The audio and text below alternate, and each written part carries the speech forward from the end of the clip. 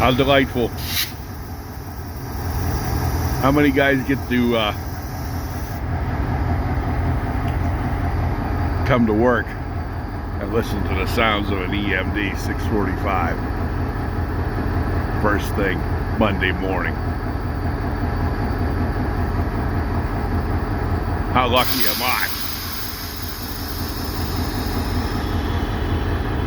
And for you guys who don't know, that is an EMD SD 38-2. It's #1 locomotive. It was built in December of 1975 exclusively for this place.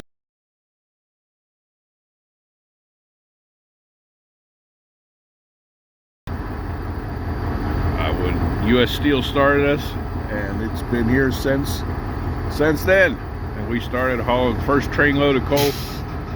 Came down the tracks in October of 1977, and I was here. I saw it come in.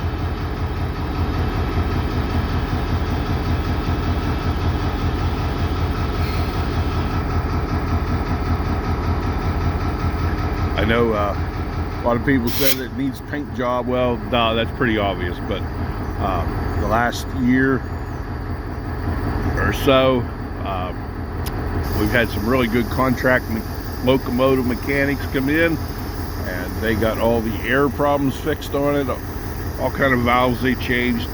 They've got everything on all 3 of our locomotives running really, really good. Those guys know what they're doing. And that's the important thing, that they run right.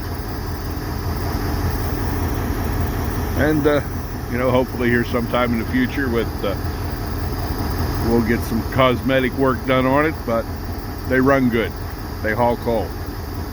I don't know why #1's sitting here. It was on the train Friday when I left, but here it is.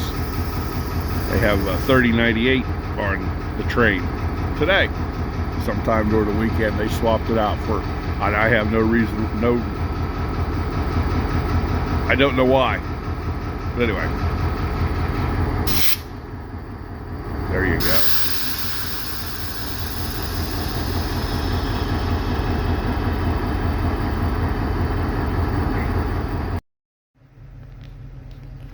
Well, I got a train coming. After the train comes, I'm going to be going out and tamping. They don't have any barges. I don't think they can even unload this train coming in. So I got to wait for the train. But a lot of you guys wanting to know what bearings look like. Well, obviously this is destroyed, but you get a pretty good idea of what it's like. Yeah, and then there's another one that goes here, facing in a little bit. It's disintegrated. Okay, there you go. How about that? And this is our junk pile, obviously. And a lot of guys want to know, oh, this stuff gets scrapped. No. Whenever we get a new wheel, this is called a wheel set. A wheel, an axle, and a wheel. It's called a wheel set. But whenever we get new rebuilt wheel sets in, these are like core deposits. This is the one I showed you a couple weeks ago. There. But yeah, these are core deposits. They will go back to the rebuild shop, and like this, at the shop, they'll determine if the axle is still good or not. I have to take all this off here, and they will determine that. I can't do that. You see that the one bearing I just showed you goes here, and the other set of bearings goes here, pointing in. Yeah, and this was a Timken, the one that caught on fire. We also have Brenco bearings. Timken and Brencos are in our cars. All right, how about that? So there you go.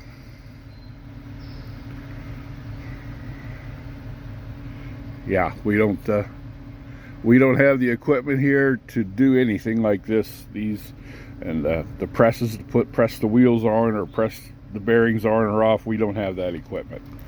Okay, so we'll take it. They get taken to a professional rebuild shop, just like all of our trucks do.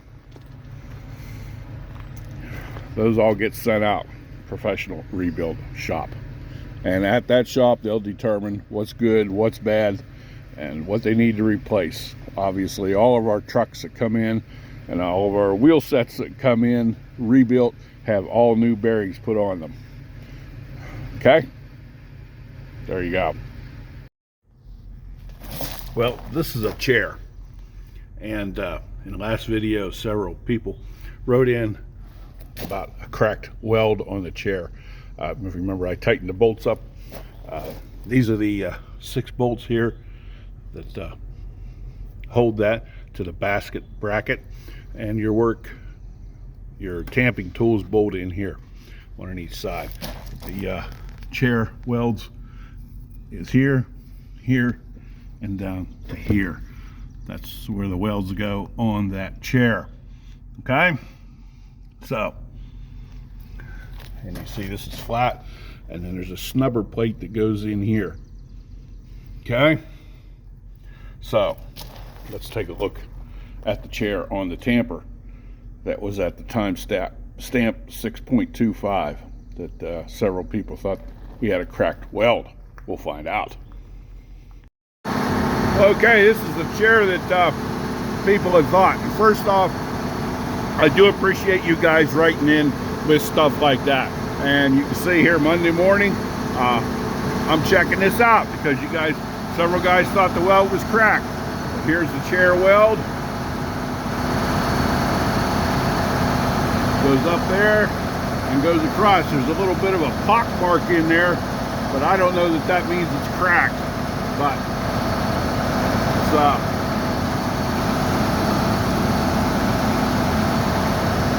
looks like it's okay. So there you go.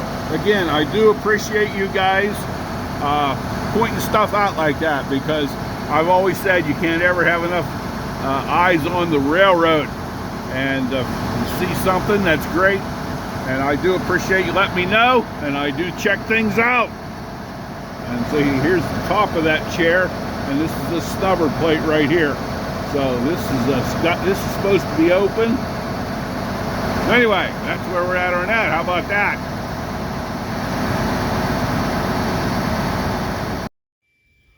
Well, I got big problems. This motor that runs the vibrator broke off. Not good. And what happened was these 2 sandwich mounts down here, I'll show you them in a little bit, broke. So I dropped this basket in here down, and this hit right here. So I'm in the middle of a curve, and I've got to finish it because of the super elevation. But anyway, here I am. I'm going to try to take these 2 hoses off and plug them. So that'll knock this vibrator out of commission, and I can keep on tamping. I'm losing a lot of oil. All right. Wonderful. Okay, these are the sandwich mounts right here that hold this basket onto this frame. There's 2 of them, one here, one here. The one that broke is in there. You can see these tamping tools are hanging out that way. They should be fairly straight up and down like that. So anyway, I got plugs on there. I'm gonna keep on tamping. Like I said, I gotta finish this this curve up here. I gotta do it. I can't leave it. I changed the super elevation. I put more super in it, and I've got 3 inches here, and right where this thing broke, I'm down to 2 inches. So I can't leave that like that. So I will be able to finish tamping and get the super in the high rail. I just won't be able to use this tamping tool right here. I can use the other 3.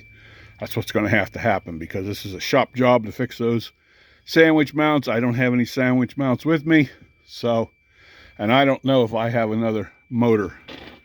This is what the motor looks like. Hope you can see that. I got grease all over me. Maybe I don't know. See that? How it bolts into that vibrator. That big yellow thing's a vibrator. Got counterweights in it. So here's the old one. Yeah, I don't know if I have another one or not.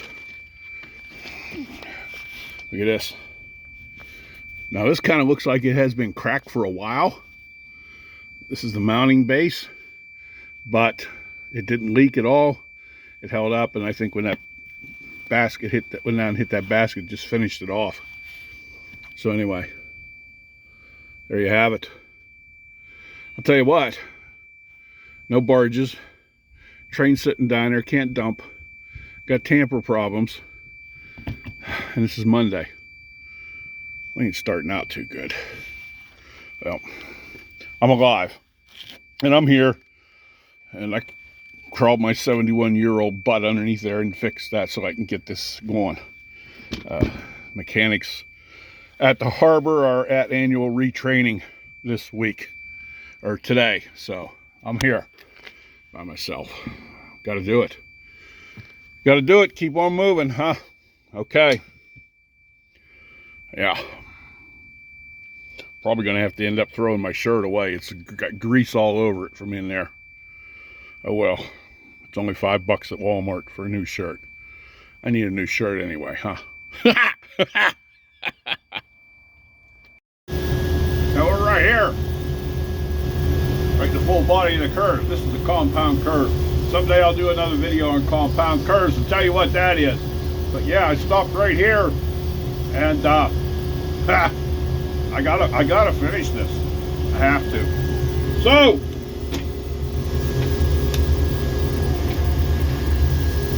okay,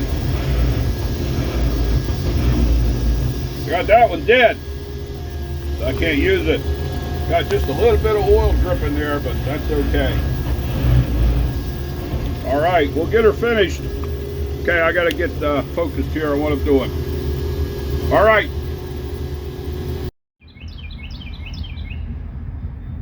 Good morning, Tuesday morning. Delightful morning, 55 degrees.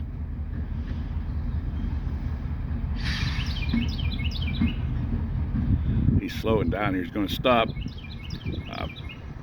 make a crew change. Midnight shift operator will get off, and the day shift operator will get back on. Take it down and dump it. I guess they have barges today. They didn't have barges yesterday.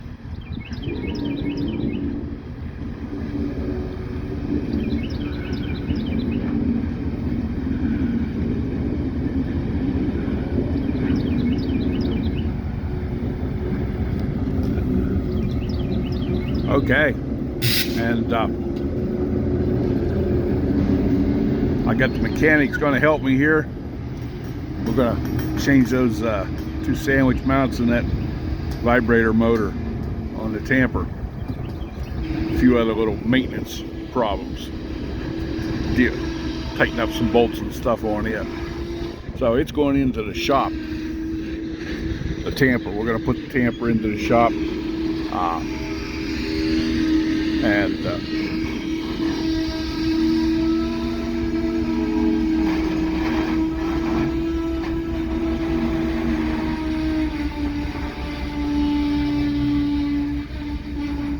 Those are car brakes.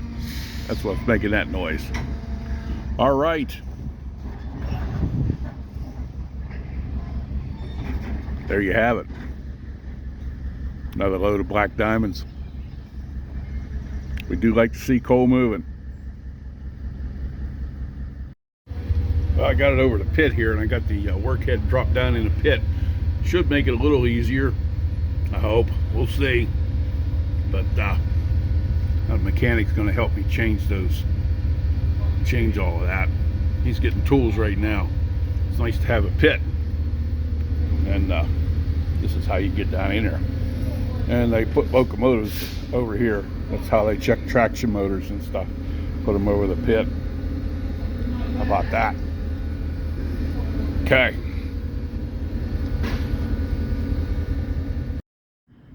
Well, looky what showed up yesterday. All kind of car parts. These are brand new type E couplers. And down here, these are the keys right here that go through the slots right here for the type E couplers. And these are the yokes that they use, that the draft gears fit in, and then that key goes through that slot and through that slot to hold the coupler shank in there. Okay, they didn't get any type F couplers. I don't know why. Maybe they're coming later. I don't know that, but looks like there's some pins in there that go through. This is the yoke for the type F couplers with the round pin instead of the key slot. Okay, but there is no how about that? And we got some knuckles in and some new draft gears. A lot of money here. How about that? A lot of money. All right, be right back. Okay, this is the pin that goes in the slot here. And like I said, there's no couplers that I could show you the coupler, how it goes. But somebody had asked me on the last video the diameter of these pins. So there you have it, 3.5 inches. I looked around for one, couldn't find one. Now we got a whole bunch of new ones coming in. How about that? And that is 12 inches high. All right. So whoever you are, I forget who it was. Now you got your answers. 3.5 inch diameter pin. How about that? Some heavy stuff. Good morning. Wednesday morning. A little cool here this morning. About 35 degrees and the wind's blowing. Anyway, train just come in off of midnight shift. Midnight train operator got off, and day shift train operator is getting on. That train ain't getting dumped. They're out of barges again, and I have no idea why we're having a hard time getting the barges again. Anyway, so I got a car out here that's got to get moved, and then I'm going to get out after the train pulls through with my Tamper. I pre-op my Tamper. It's all ready. It's over there warming up. Just got to get that car moved. Get this train out of the way. And the guy from LB Foster is here to look at our greasers. So my buddy's going with him. And, all right. That's Wednesday.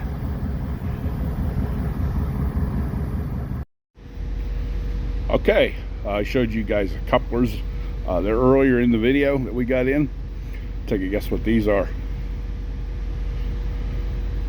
Okay, I know every one of you got it right because y'all watch my videos, and that's good. These are pins that hold the knuckle in. And I told you before in the other couple videos on my other channel, CCRX 6700, about the plastic pins we got. You always had. These are the plastic pins, but I don't think there you go. I don't really know. They're a very hard plastic or whatever they're made out of.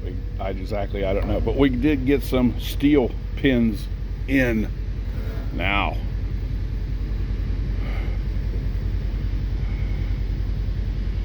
Okay, for years this is all we used. The new couplers come with the steel pins in them.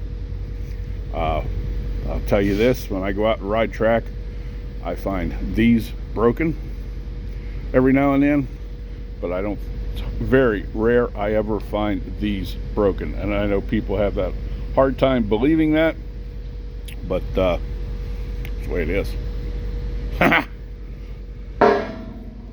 So there you have it. Okay. Well, this is what afternoon and shift did last night. There was no coupler in there. It had a rotary coupler in there. This is on a one of our Jack's cars. See, it says rotary coupler end. That's what that colored panel means up there. So obviously we don't have a rotary dump here, but this had a rotary coupler in it since it was brand new. The coupler went bad, and so what they ended up doing was taking the old draft gear out, the old yoke, and the old rotary coupler, put a new draft gear in it, put this a new yoke in, and this is a Type F coupler. How about that?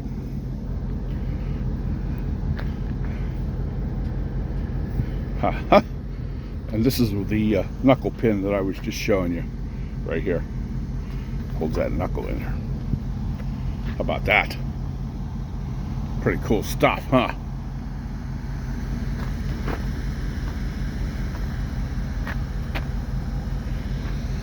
So they're gonna pull down, take a car out, put this one in its place, and put whatever car, I don't know which car they're gonna pull, but they're gonna put it in the shop here in a little bit. But I'll be out on track. Alrighty. Well, guess where I'm at again. Did this last video. These bolts came loose again. I got two bolts here that I can't and spin over there. There's something wrong with the nuts. They're gonna have to get taken back to the shop and get burned off with a torch. But I found another problem here. This snubber plates came loose. So I gotta fix that. I might as well fix that while I'm here. Yeah. And bolts go up through. And then there's a square plate that goes on top there. Screws into. And I got a lock tab here put in. So, back under the Tamper again. I'm gonna write a song about that. Under the Tamper again. Out where a friend meets a friend. Oh boy, that was bad. Well, while I was under there, I found another one. It's come out. Okay. I put it into, while I'm here, I'll tell you what, 71 years old crawling under there doing that stuff. I don't know. You guys are the only ones that know what I do, because I chronicle it, but no one else knows what I do. I just tamped a long curve down there, curve 34, tamped it. That thing was rattling around pretty good, so oh well, that's life, huh? I'm thankful I can do it still.